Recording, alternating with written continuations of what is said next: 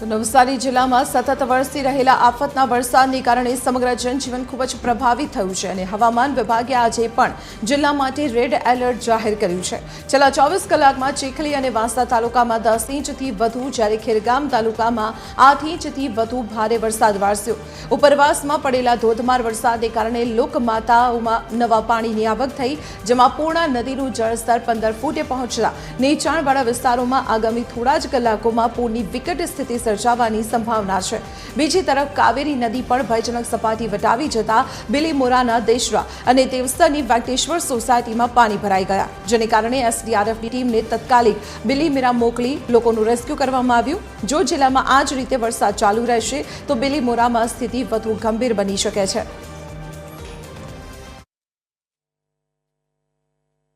નવસારી જિલ્લામાં સતત બીજા દિવસે રેડ એલર્ટ આપવામાં આવ્યો છે, કારણ કે જે પ્રમાણે વરસાદ પોતાની આફત વરસાવી રહ્યો છે, જેને લઈને શહેરની પરિસ્થિતિ સહિત જિલ્લાની પરિસ્થિતિ વિકટ બનતી દેખાઈ રહી છે। કારણ કે નવસારીની જે લોકમાતા છે તેના જળસ્તર વધ્યા છે। વાત કરવામાં આવે તો બિલીમોરાની કાવેરી નદીમાં સતત પાણીમાં વધારો થવાના કારણે જે કાવેરી નદી પણ ધીરે ધીરે પોતાના જે ભયજનક સપાટી છે તે તરફ જઈ રહી છે, જેને લઈને બિલીમોરાના દેસરા વિસ્તાર અને વેંકટેશ્વર સોસાયટીમાં પાણી ભરાવાની સ્થિતિનું નિર્માણ થયું છે, જેને લઈને નગરપાલિકા દ્વારા 24 લોકોનું ત્યાંથી સ્થળાંતર કરવામાં આવ્યું છે। બીજી તરફ ખેરગામ અને વાંસદા તાલુકામાં 10 ઇંચથી વધુ અત્યાર સુધીમાં વરસાદ છેલ્લા 24 કલાકમાં ખાબકી ચૂક્યો છે, જ્યારે ખેરગામમાં 8 ઇંચ જેટલો વરસાદ ખાબકી ચૂક્યો છે। અને નવસારી શહેરની વાત કરવામાં આવે તો નવસારી શહેરમાં 4 ઇંચ જેટલો વરસાદ ખાબકવાના કારણે હવે વહીવટી તંત્ર પણ એલર્ટ બન્યું છે।